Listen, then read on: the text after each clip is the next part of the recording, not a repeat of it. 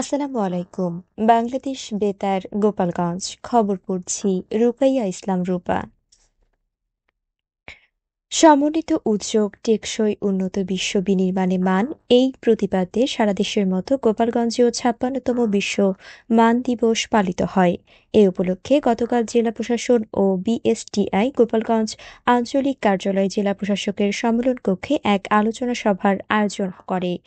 জেলা প্রশাসক মোহাম্মদ কামরুজ্জামান এতে প্রধান অতিথি ও পুলিশ সুপার মোহাম্মদ মিজানুর রহমান বিশেষ অতিথি হিসেবে উপস্থিত ছিলেন।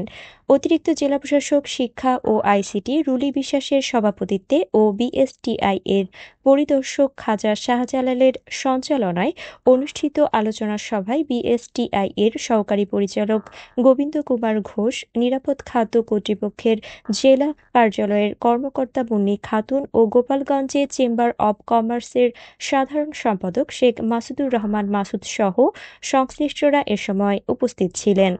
সভায় বক্তারা পণ্যের ওজন, মান নিয়ন্ত্রণ ও গুণগত মান সম্পন্ন পণ্য বাজারজাত করণের উপর গুরুত্ব দেন। এতে গোপালগঞ্জ, মাদারীপুর ও শরীয়তপুর জেলার শিল্প উদ্যোক্তা, বেকারি, হোটেল রেস্তোরাঁর মালিক, গণমাধ্যম কর্মী সহ প্রশাসনের পদস্থ কর্মকর্তারা অংশ নেন। এদিকে দেশের অন্যান্য স্থানের মতো গতকাল ফরিদপুরে বিশ্ব মান দিবস পালিত হয়। এ উপলক্ষে সকালে জেলা প্রশাসকের সম্মেলন কক্ষে আলোচনা সভার আয়োজন করে জেলা প্রশাসন ও বিএসটিআই। অনুষ্ঠানে প্রধান অতিথি হিসেবে উপস্থিত ছিলেন জেলা প্রশাসক কামরুল হাসান মোল্লা। অতিরিক্ত জেলা ম্যাজিস্ট্রেট মিন্টু বিশ্বাসের সভাপতিত্বে বিশেষ অতিথি ছিলেন অতিরিক্ত পুলিশ সুপার রায়হান গফুর ও সিভিল সার্জন মাহমুদুল হাসান।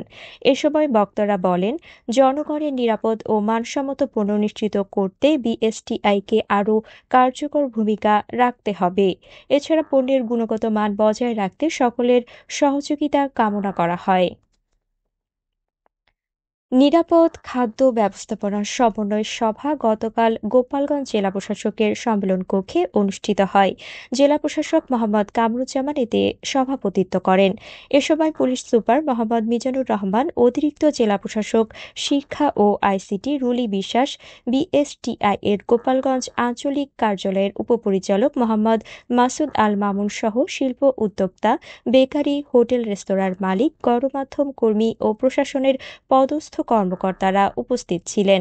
সভায় মূল বক্তব্য উপস্থাপন করেন নিরাপদ খাদ্য কর্তৃপক্ষের গোপালগঞ্জ জেলা কার্যালয়ের কর্মকর্তা মুন্নি খাতুন।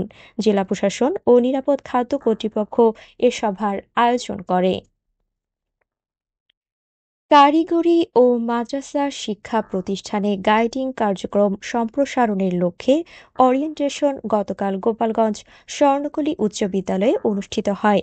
বাংলাদেশ গার্লস গাইড অ্যাসোসিয়েশনের ঢাকা অঞ্চলের আঞ্চলিক কমিশনার আঞ্জুমান আরা এতে প্রধান অতিথি হিসেবে উপস্থিত ছিলেন। জেলা প্রশাসক মোহাম্মদ কামরুজ্জামান সভার সভাপতিত্ব করেন। জেলা প্রশাসন ও বাংলাদেশ গার্লস গাইড গোপালগঞ্জ এর আয়োজন করেন।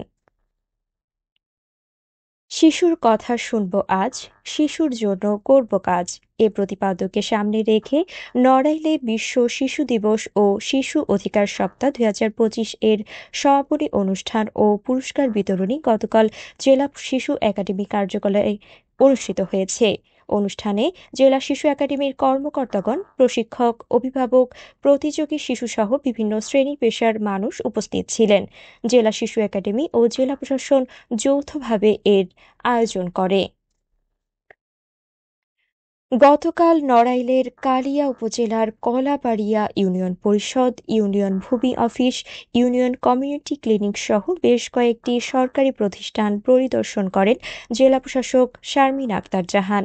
এ সময় তিনি এসব কার্যালয়ের সার্বিক কার্যক্রম সম্পর্কে অবহিত হন এবং এসব কার্যালয় থেকে প্রাপ্ত জনগণের সকল সেবা নিশ্চিতকরণের উপর গুরুত্ব আরোপ করেন।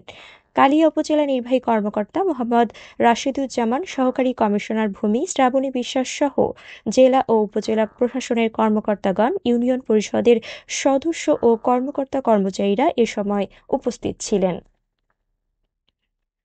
ফরিদপুরের বোয়ালমারীতে বাসের ধাক্কায় মোটরসাইকেল চালক শাহনূর বাবু নামে এক কলেজ শিক্ষার্থী নিহত হয়েছে।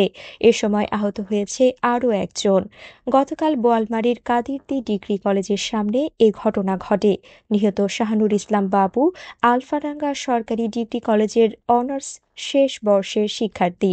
পুলিশ জানায়, গোল্ডেন লাইন পরিবহনের একটি বাস মোটরসাইকেলকে পেছন থেকে ধাক্কা দিয়ে পালিয়ে যায়। পরে স্থানীয়রা আহতদের উদ্ধার করে হাসপাতালে নিয়ে গেলে কর্তব্যরত চিকিৎসক শাহনূরকে মৃত ঘোষণা করেন। এ বিষয়ে আইনগত প্রক্রিয়া চলমান রয়েছে।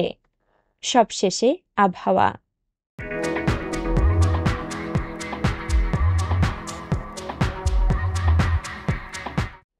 আজ বেলা ১টা পর্যন্ত আবহাওয়ার পূর্বাভাসে বলা হয়েছে, দেশের অভ্যন্তরীণ নদীবন্দর সমূহের জন্য কোনো সতর্কবার্তা নেই এবং কোনো সংকেত দেখাতে হবে না। খবর শেষ হলো। আমাদের পরবর্তী খবর প্রচারিত হবে সকাল ১০টা ৩০ মিনিটে বাংলায়।